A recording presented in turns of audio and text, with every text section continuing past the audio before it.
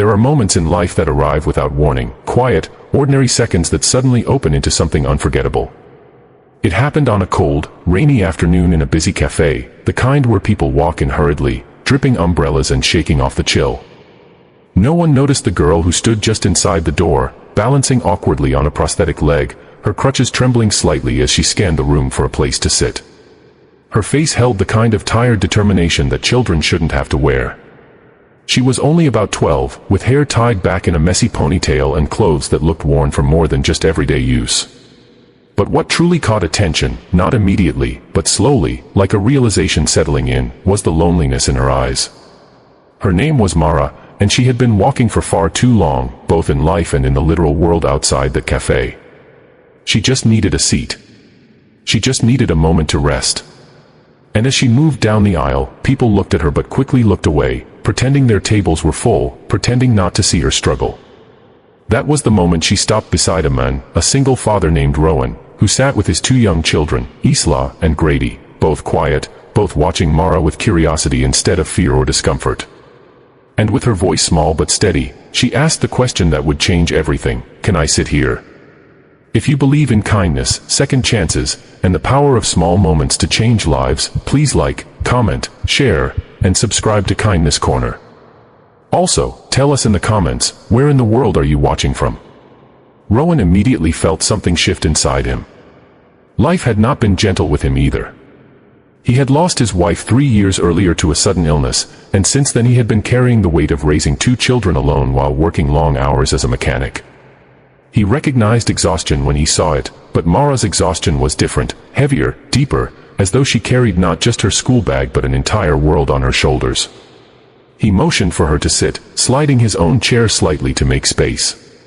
Mara hesitated, her cheeks flushed with embarrassment, but the kindness in Rowan's eyes steadied her. She lowered herself into the seat, her crutches resting beside her, and exhaled as though the simple act of sitting was a gift she hadn't expected.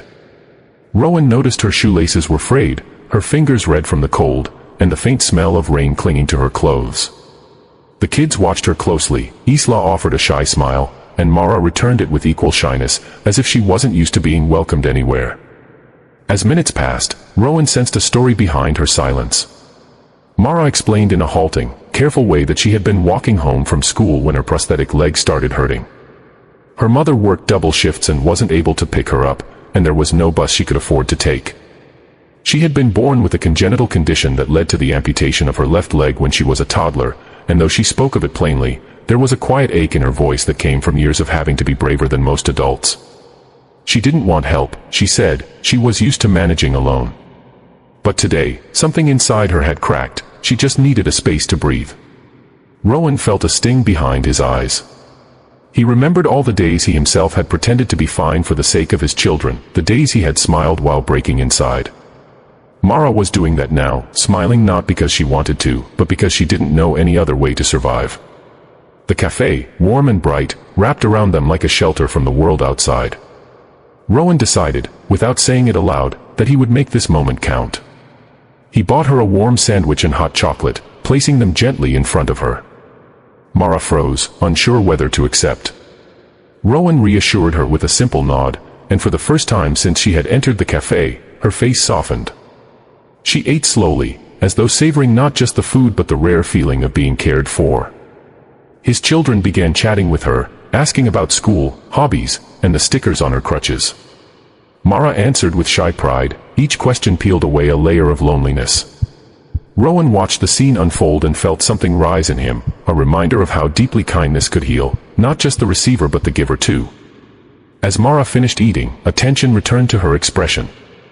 She confessed, in a voice barely above a whisper, that she feared going home. Not because anyone would harm her, but because her mother would be overwhelmed with worry and guilt once she learned how far she had walked alone. Her mother, Leona, had been working non-stop, ever since Mara's father left them.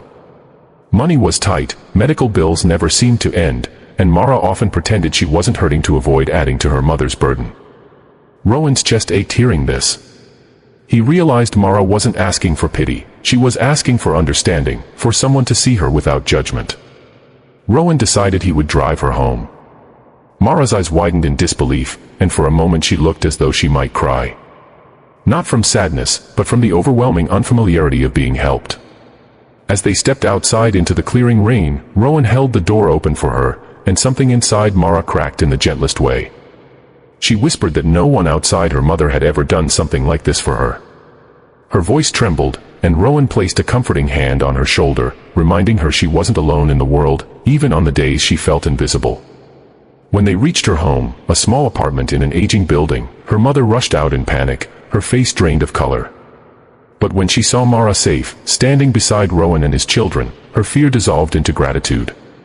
Leona thanked Rowan repeatedly, tears streaming down her face.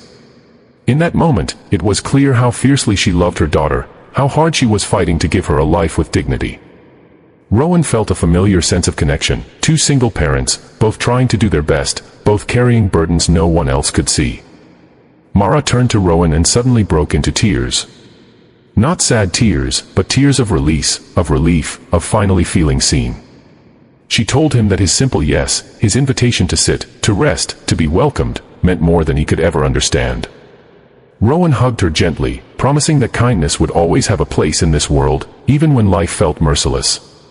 If this story has touched your heart, please like, comment, share, and subscribe to Kindness Corner.